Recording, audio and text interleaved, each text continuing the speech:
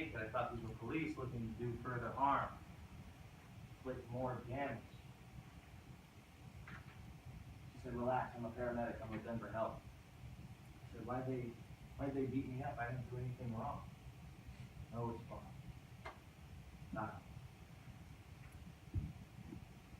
So the very first thought that went through my mind after I'm sitting here communicating with this paramedic is I don't have insurance for this. I need you to leave. I can't pay for a trip to the hospital. She's getting ready to pack up. She's getting ready to leave. I'm 19 years old, so I'm calling my own shots now. I don't know how bad my injuries are, but I can't see out of my right eye. I'm soaked in my own blood. I knew I needed more time. So I changed my mind. I agreed to go to the hospital.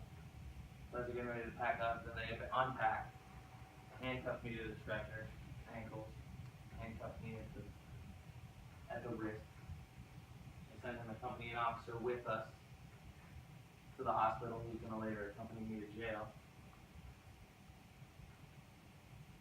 They get us in the back of the ambulance and they're prepping gauze. They're getting the IV together. They're getting all of the things ready to operate. I turn around and I tell her no. I move my neck. I can't really move at this point. And I tell her no, don't do that. Don't do anything. Clean me up, don't touch me. Until somebody gets photos of these injuries. So the photos that I was able to finally secure took several requests. And I know if I had not gone to the hospital with paramedics, I would have let out. Because immediately after I requested the photographs be taken, I started to go into shock from the amount of blood that I was losing from my face. And at that point, the hospital being only several blocks away, I went into shock.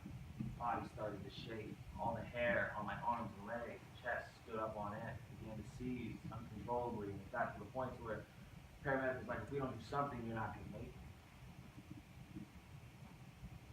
So she put an oxygen mask over my mouth and nose, coached me with some breathing techniques, walked me through these techniques, breathe in, breathe out. I was able to stabilize myself, stabilize my vitals.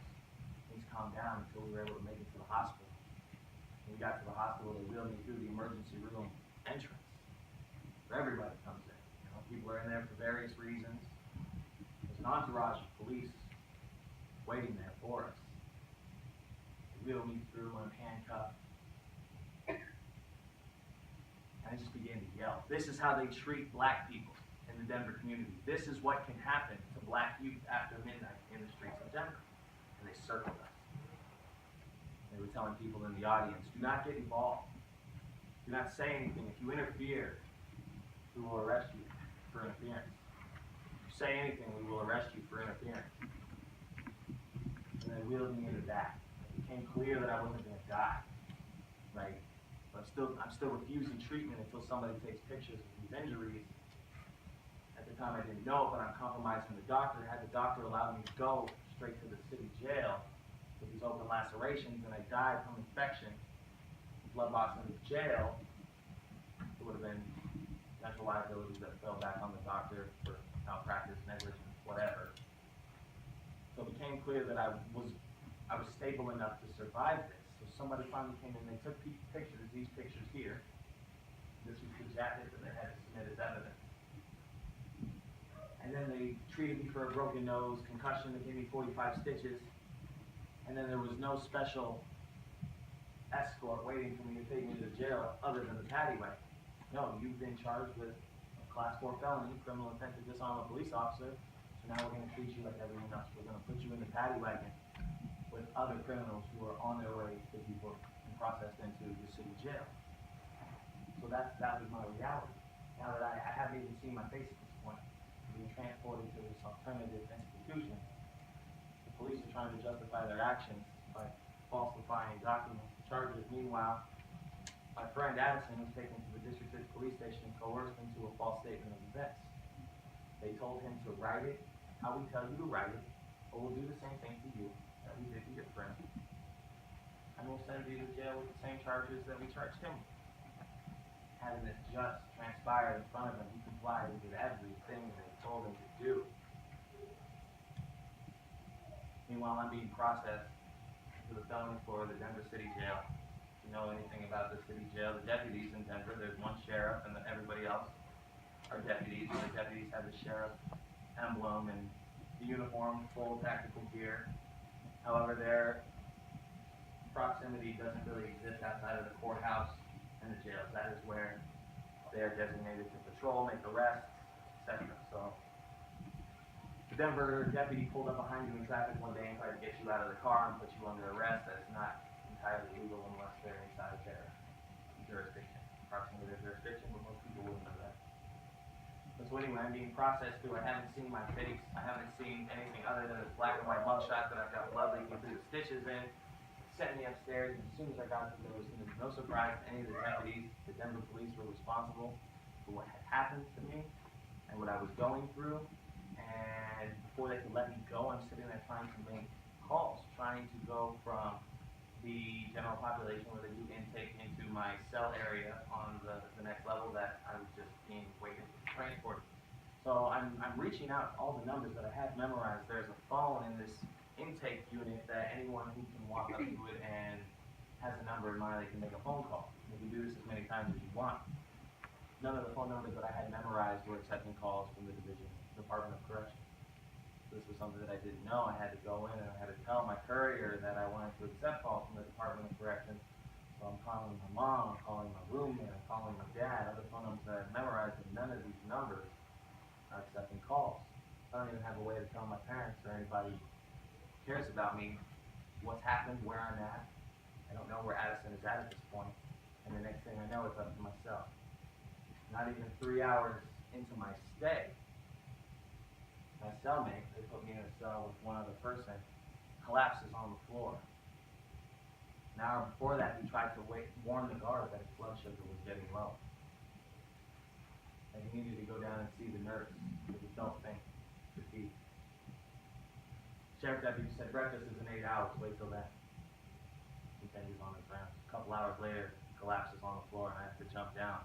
I have to bang on the door. I have to tell the deputy my cellmate has collapsed from a medical condition, and we need to take him out of here. So he moses around, finally gets the man up and drags him down to the medical facility to see the nurse. Luckily, he was okay. He returned a few hours later. But a couple of months before I got to this institution, the negligence on behalf of the deputies cost the young woman her life, who was let out internally in a cell because she was complaining about stomach pains, and the deputies totally neglected to treat her, or even allow her to visit the medical staff when she let out from maternal leave. So a couple days go by, I've been visited by a detective twice trying to get a statement out of me. Both times I'm telling him I'm not going to communicate with you until I see an attorney, plus I want to know those pictures have been developed.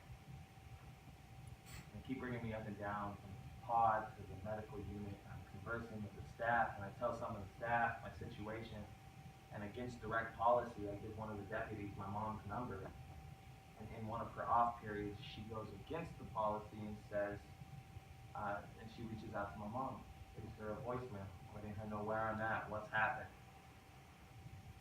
Your son's in jail, you can come see him, and message. A couple days later, I've been in this facility where the air is recycled.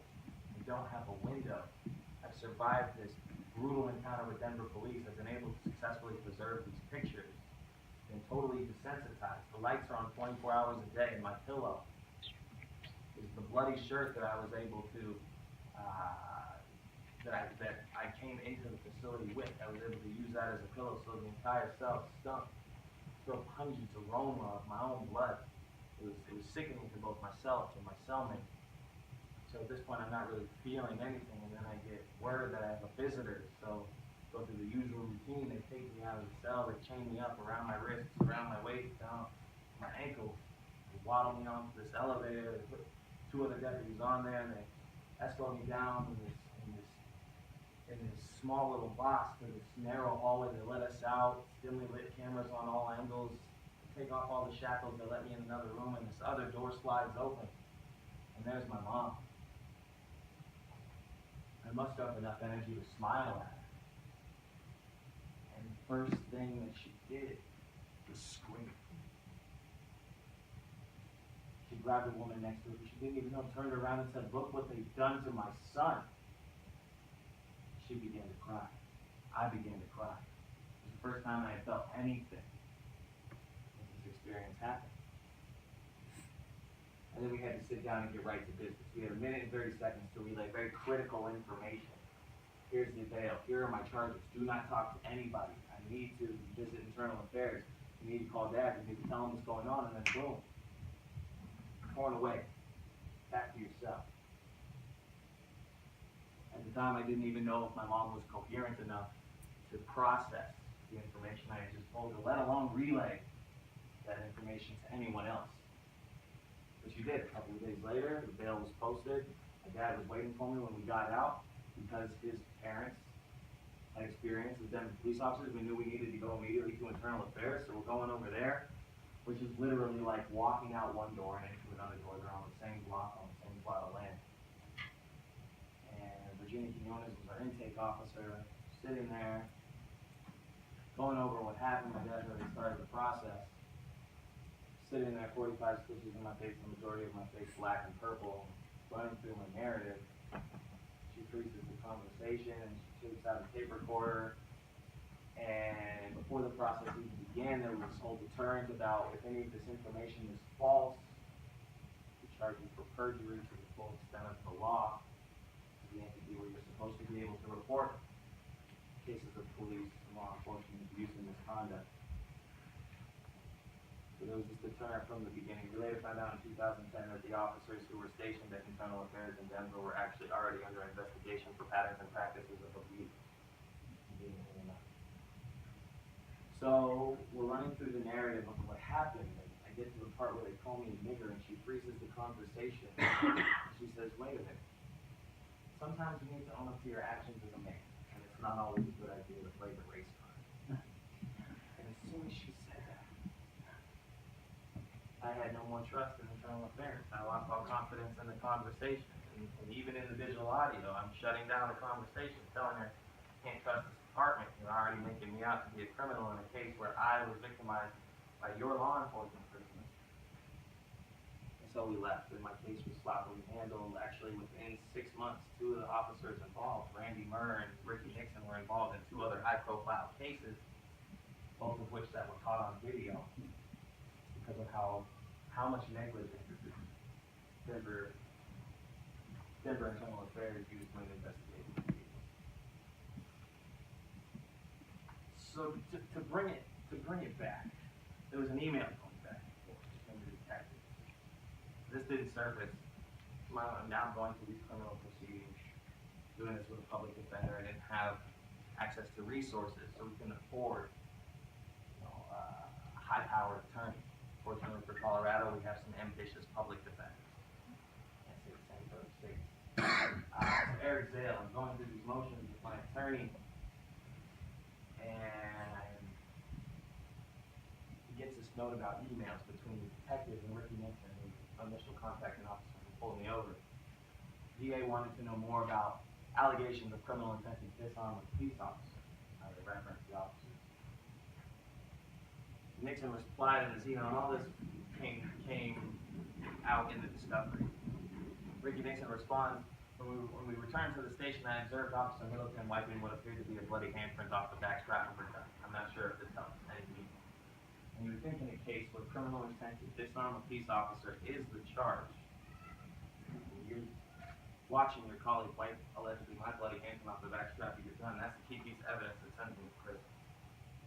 And then 4 other officers came in cooperating with that testimony, saying that they saw the bloody handprint, and when they got to the scene, they saw Mr. Landau attempting to disarm Officer Middleton and had to do all of these things to secure Officer Middleton and the firearm and remove her from the altercation. And then later, Officer Middleton came forward and said,